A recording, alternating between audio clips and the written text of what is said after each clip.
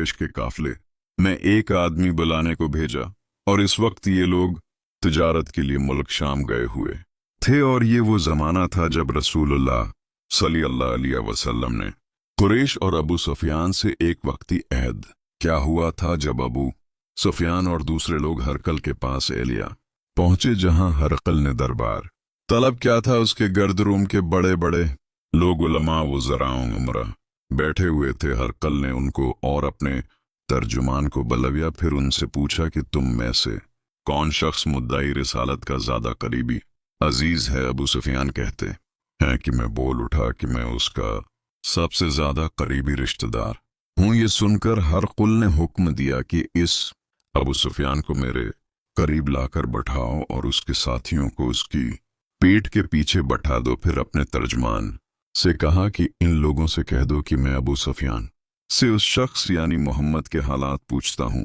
अगर ये मुझसे किसी बात में झूठ बोल दे तो तुम उसका झूठ जाहिर कर देना। अबू सुफियान का कौल है कि खुदा की किस्म, अगर मुझे ये गीरत ना आती कि ये लोग मुझको झुपलाएंगे तो मैं आपकी निस्बत जरूर गलत गोई से काम लेता। खैर, पहली बात जो हरकल ने मुझसे पूछी वो ये कि इस शख्स का खानदान तुम लोगों में कैसा है। मैंने कहा वो तो बड़े ऊंचे आली नसब वाले हैं। कहने लगा इससे पहले भी किसी ने तुम लोगों में ऐसी बात कही थी। मैंने कहा नहीं। कहने लगा अच्छा, उसके बड़ों में कोई बादशाह हुआ है। मैंने कहा नहीं। फिर उसने कहा बड़े लोगों ने उसकी पैरवी अख्तियार की है या कमजोरों ने। मैंने कहा नहीं, कमजोरों ने। फिर कहने लगा उसके तावेदार रोज बढ़ते जाते हैं या कोई साथी फिर भी जाता है। मैंने कहा नहीं। कहने लगा क्या आपने इस दावी नबूवत से पहले कभी किसी भी मौके पर उसने झूठ बोला है। मैंने कहा नहीं। और अब हमारी उससे सुलह की एक मुकर्ररा मुद्दत ठहरी हुई है, मालूम नहीं वो इसमें क्या करने वाला है। अबू सुफियान कहते हैं मैं इस बात के सिवा और कोई झूठ इस गुफ्तगू में शामिल न कर सका। हरकल ने कहा क्या तुम्हारी उससे कभी लड़ाई भी हुई है। हमने कहा कि हाँ। बोला फिर तुम्हारी और उसकी जंग का क्या हाल होता है। मैंने कहा लड़ाई दोल की तरह है, कभी वो हमसे मैदान जंग जीत लेते हैं और कभी हम उनसे जीत लेते हैं। हरकल ने पूछा वो तुम्हें किस बात का हुक्म देता है। मैंने कहा वो कहता है कि सिर्फ एक अल्लाह ही की इबादत करो, उसका किसी को शरीक न बनाओ और अपने बाप दादा की शर्क की बातें छोड़ दो और हमें नमाज पढ़ने, सच बोलने, परहेजगारी और सली रहमी का हुक्म देता है। ये सब सुनकर फिर हरकल ने अपने तर्जमान से कहा कि अबू सुफियान से कह दे कि मैंने तुमसे उसका नसब पूछा तो तुमने कहा कि वो हमसे आली नसब है और पैगंबर अपनी कौम में आली नसब ही भेजे जाया करते हैं।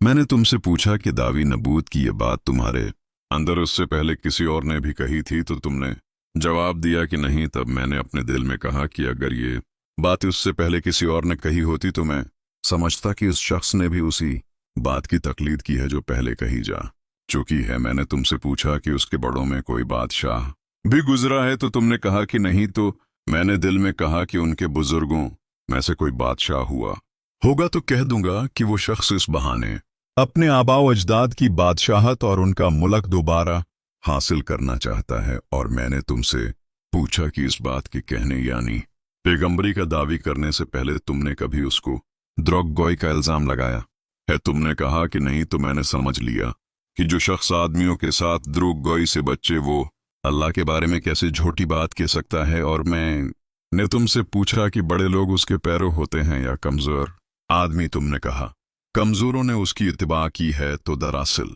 यही लोग पैगंबरों के मुतबाइन होते हैं। और मैंने तुमसे पूछा कि उसके साथ ही बढ़ रहे हैं या कम हो रहे हैं। तुमने कहा कि वो बढ़ रहे हैं और ईमान की कैफियत यही होती है हती कि वो कामिल हो जाता है। और मैंने तुमसे पूछा कि आया कोई शख्स उसके दीन से नाखुश होकर मुर्तद भी हो जाता है। तुमने कहा नहीं। तो ईमान की खासियत भी यही है जिनके दिलों में उसकी मसरत रच बस जाए वो इससे लौटा नहीं करते। और मैंने तुमसे पूछा कि आया वो कभी आहद शक नहीं करते हैं। तुमने कहा नहीं। पैगंबरों का यही हाल होता है, वो अहद की खिलाफ वर्जी नहीं करते। और मैंने तुमसे कहा कि वो तुमसे किस चीज के लिए कहते हैं। तुमने कहा कि वो हमें हुक्म देते हैं कि अल्लाह की इबादत करो, उसके साथ किसी को शरीक ना ठहराओ और तुम्हें बत्तों की प्रस्तुत से रोकते हैं, सच बोलने और परहेजगारी का हुक्म देते हैं। लिहाजा अगर ये बातें जो तुम कह रहे हो सच हैं तो उन करीब वो इस जगह का मालिक हो जाएगा कि जहां मेरे ये दोनों पांव हैं। मुझे मालूम था कि वो पैगंबर आने वाला है, मगर मुझे ये मालूम नहीं था कि वो तुम्हारे अंदर होगा। अगर मैं जानता कि उस तक पहुंच सकूं गा तो इससे मिलने के लिए हर तकलीफ ग्वारा करता। अगर मैं उसके पास होता तो उसके पाउंद होता। हरकल ने रसूल अल्लाह का वो खत मांगाया जो आपने वही अकल्ब रजी अल्लाह ताला के जरिए हाकिम बुसरा के पास भेजा था, और उसने वो हरकल के पास भेज दिया था। फिर उसको पढ़ा तो उसमें लिखा था, अल्लाह के नाम के साथ जो नहायत मेहरबान और रहम वाला है। अल्लाह के बंदे और उसके पैगंबर मोहम्मद सल्लल्लाहु अलैहि वसल्लम की तरफ से ये खत है। शाह रोम के लिए उस शख्स पर सलाम हो जो हदायत की पैरवी करे। उसके बाद मैं आपके सामने दावत इस्लाम पेश करता हूँ। अगर आप इस्लाम ले आएंगे तो दीन व दुनिया में सलामती नसीब होगी। अल्लाह आपको दोहरा सवाब देगा, और अगर आप मेरी दावत से रोगरदानी करेंगे तो आपकी रियाया का गुनाह भी आप ही पर होगा। और अहले किताब एक ऐसी बात पर आ जाओ जो हमारे और तुम्हारे दरमियान यकसां है, वो ये कि हम अल्लाह के सिवा किसी की इबादत न करें और किसी को उसका शरीक न ठहराएं, और न हम में से कोई किसी को खुदा के सिवा अपना रब बनाए। फिर अगर वो अहल किताब उस किताब से मुंह फेर लें तो मुसलमानों तुम इनसे कह दो कि तुम मानो या ना मानो, हम एक खुदा के इताअत गुजार हैं। अबू सुफियान कहते हैं, जब हरकल ने जो कुछ कहना था कह दिया और खत पढ़कर फारिग हुआ तो उसके अर्द गिर्द बहुत शोर व गोगा हुआ, बहुत सी आवाजें उठीं और हमें बाहर निकाल दिया गया। तब मैंने अपने साथियों से कहा कि अबू कबशा के बेटे आन हजरत सल्लल्लाहु अलैहि वसल्लम का मामला तो बहुत बढ़ गया। देखो तो उससे बनी असफर रूम का बादशाह भी जड़ता है। मुझे उस वक्त से इस बात का यकीन हो गया कि हुजूर अनकरीब गालिब होकर रहेंगे। हती कि अल्लाह ने मुझे मुसलमान कर दिया। रावी का बयान है कि अब नातूर एलिया का हाकिम, हरकल का मुसाहिब और शाम के नसारा कलात पादरी बयान करता था कि हरकल जब एलिया आया एक दिन सुबह को परेशान उठा तो उसके दरबारियों ने दरियाफ्त क्या कि आज हम आपकी हालत बदली हुई पाते हैं, क्या वजह है? इब्न नातूर का बयान है कि हरकल नजूमी था, इल्म नजूम में वो पूरी महारत रखता था। उसने अपने हमनशीनों को बताया कि मैंने आज रात सितारों पर नजर डाली तो देखा कि खितना करने वालों का बादशाह हमारे मलिक पर गालिब आ गया है। भला इस जमाने में कौन लोग खितना करते हैं? उन्होंने कहा कि यहूद के सिवा कोई खितना नहीं करता, सो उनकी वजह से परेशान ना हूं। सल्तनत के तमाम शहरों में ये हुक्म लिख भेजिए कि वहां जितने यहूदी हों सब कत्ल कर दिए जाएं। वो लोग इन्हीं बातों में मशगूल थे कि हरकल के पास एक आदमी लाया गया जिसे शाह गुसान ने भेजा था। उसने रसूलुल्लाह के हालात बयान किए। जब हरकल ने सारे हालात सुन लिए तो कहा कि जाकर देखो वो खतना किए हुए है या नहीं। उन्होंने उसे देखा तो बतलाया कि वो खतना क्या हुआ है। हरकल ने जब उस शख्स से अरब के बारे में पूछा तो उसने बतलाया कि वो खतना करते हैं। तब हरकल ने कहा कि यही मोहम्मद सल्लल्लाहु अलैहि वसल्लम इस उम्मत के बादशाह हैं जो पैदा हो चुके हैं। फिर उसने अपने एक दोस्त को रोमिया खत लिखा और वो भी इल्म नजूम में हरकल की तरह माहिर था। फिर वहां से हरकल हम्स चला गया।